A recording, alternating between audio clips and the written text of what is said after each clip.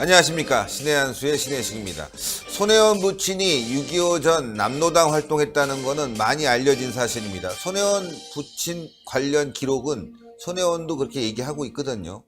그런데 국가보훈처가 이와 관련된 이력을 공개하지 않고 유공자 서원을 했다고 합니다. 이건 굉장히 큰 문제라고 보는데요. 이와 관련해서 전옥현 전 국정원 제1차장님 모셨습니다. 안녕하십니까. 안녕하십니까. 남로당 하면 말이죠. 대한민국 건국에 그렇게 반대하고 말이죠. 문제를 일으켰던 북한의 간첩 세력들 아니겠습니까? 야, 이런 사람들한테까지 국가 서원을 준다는 건 전 이해할 수가 없습니다. 그런데 이걸 공개하지 않았다. 뭐 공개를 안 하려고 했던 것인가? 아니면 손혜원 부친이 신의 한수가 계속 보도를 했거든요. 그런 활동 기록이 없다. 예, 독립군 활동 기록이 없다. 뭐 여러 가지를 해석을 나올 수가 있습니다. 예, 그렇습니다. 지금 이제 이 손혜원 의원의 부친이 어떻게 해서 이 유공자, 이 훈장을 받았느냐. 그 경위가 석연치 않다. 이게 손혜원 의원이 어느 정도 이 유공자 선정하는 과정에 개입을 해서 영향력을 행사했느냐, 안 했느냐. 지금 이제 확인된 것까지는 피우진 국가보훈처장이 손혜원 의원 방을 찾아갔든 아니면 손혜원 의원이 불렀든 일단 둘이 만난 건 맞아요.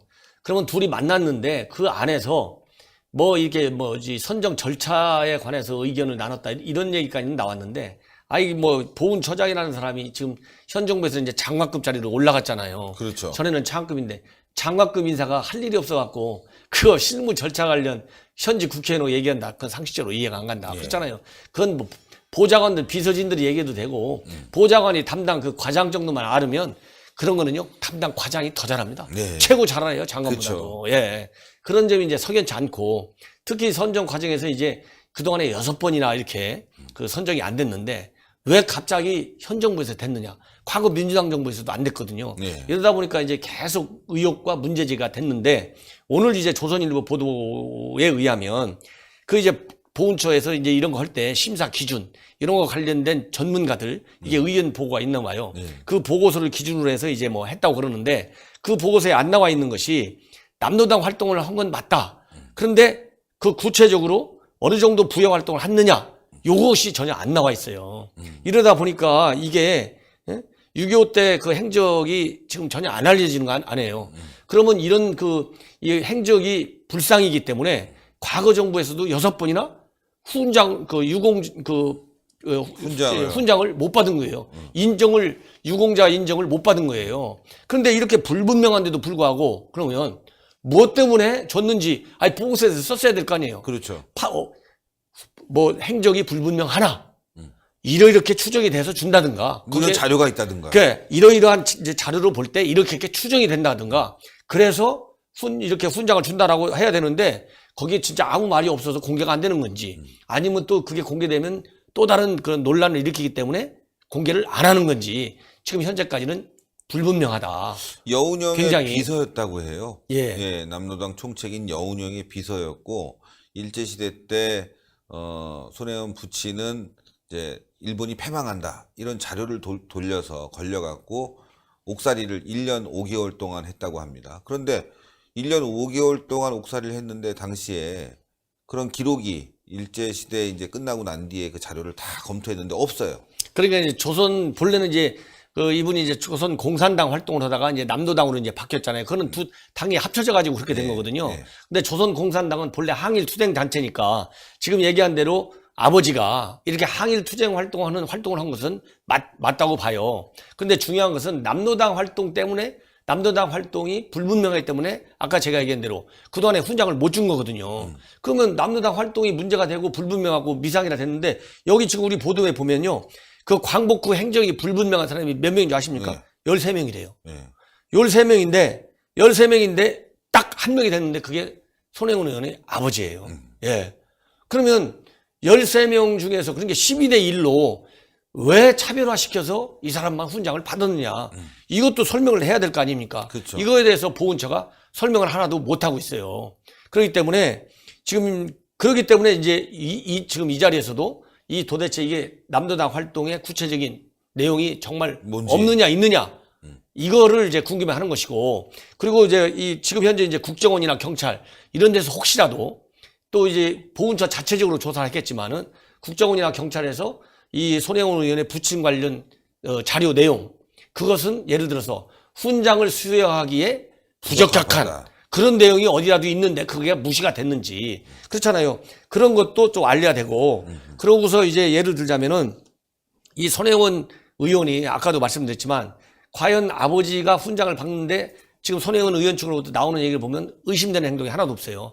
다 떳떳한 활동인데 그야말로 정말 그러면 이 훈장 이 범위 이렇게 13명 중에서 유일하게 딱 선택이 됐잖아요. 네. 그럴 때 손혜원 의원은 정말로 일체 아무런 개입도 안 하고 전화도 안 하고 만나지도 않고 국회의원 회관에서 딱 한 번만 만나고 오빠가 전화 한 통 했는데 자동적으로 쫙 해갖고 했다. 그러면은 그 국가보훈처는 도대체 그렇게 결정한 객관적인 이 실체적인 근거가 있는지 이런 것도 좀 밝혀야 되는 거 아니냐. 그래야 빨리빨리 털고 나가죠. 그러니까요. 예. 네. 선정 과정에 대한 의혹을 분명히 밝혀야 되는 거고 행적에 대해서도 분명히 밝혀야 되는 거고 정말 독립운동을 했는지에 대한 이런 자료도 분명히 밝혀야 되는데 남노당 활동에서 뭔가 더 문제가 있었다. 대한민국 건국 과정에 굉장히 심각한 위해를 가했다.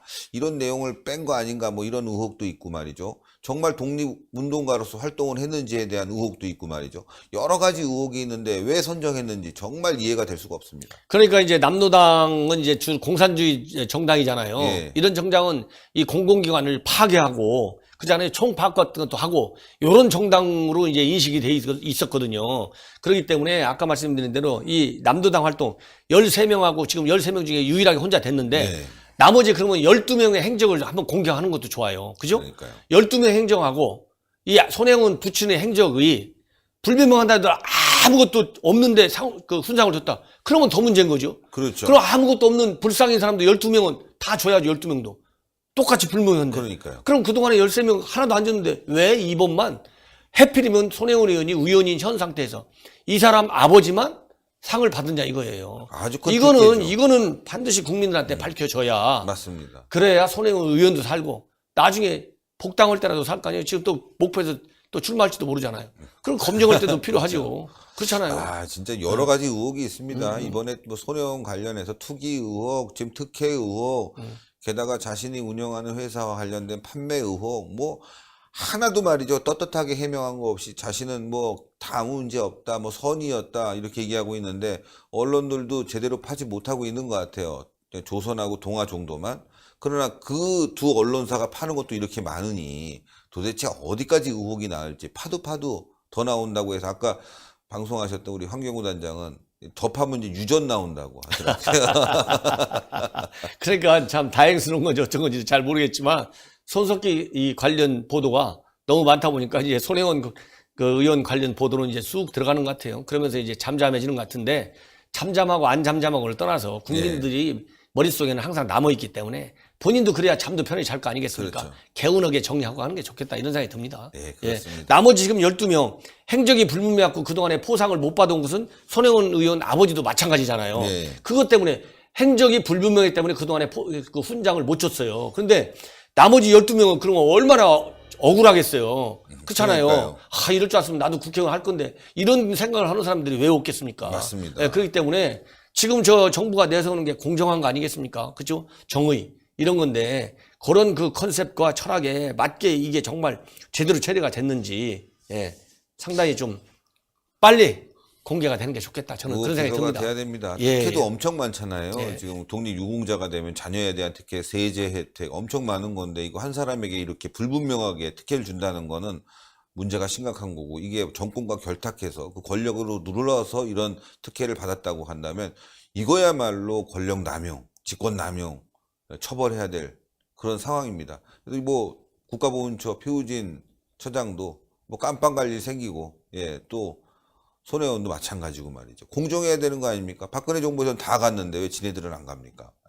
그러니까 이번 그 아까 좀 중복되는 말씀인데 13명 중에 그러니까 행적이 불분명하고 포상을 그 훈장을 받지 못한 13명 중에서 유일하게 한 명 받았잖아요. 그럼 남은 12명이 남았잖아요.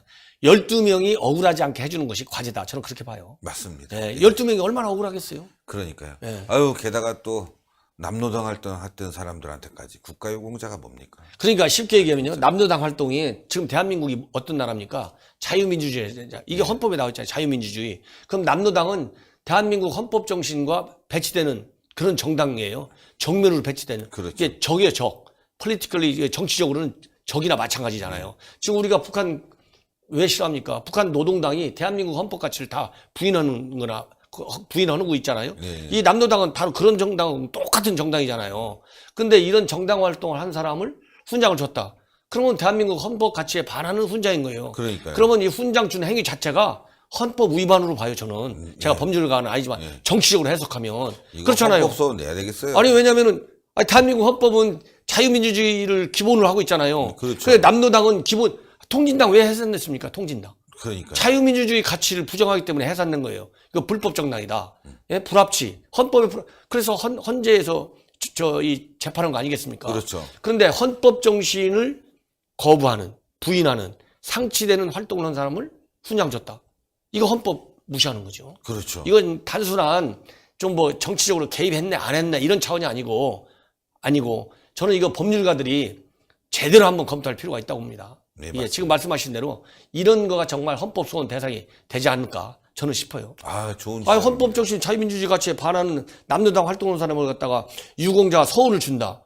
그럼 대한민국 말도 안 되는 거죠. 헌법에 반하는 거죠. 왜냐하면 이 상을 주는 것은 뭐 옛날에 무슨 활동을 했으니까 뭐 준다 안 준다 이런 상세적인 내부 보훈처의 규정도 있겠지만은 그 보훈처 규정 자체가 헌법 정신을 반하는 심사 자격 규정이다. 그러면 이 규정 자체가 불법인 거죠. 맞습니다. 예, 그렇기 때문에 상은 준 거 자체가 불법인 거예요. 무효화되는 거예요. 예. 예.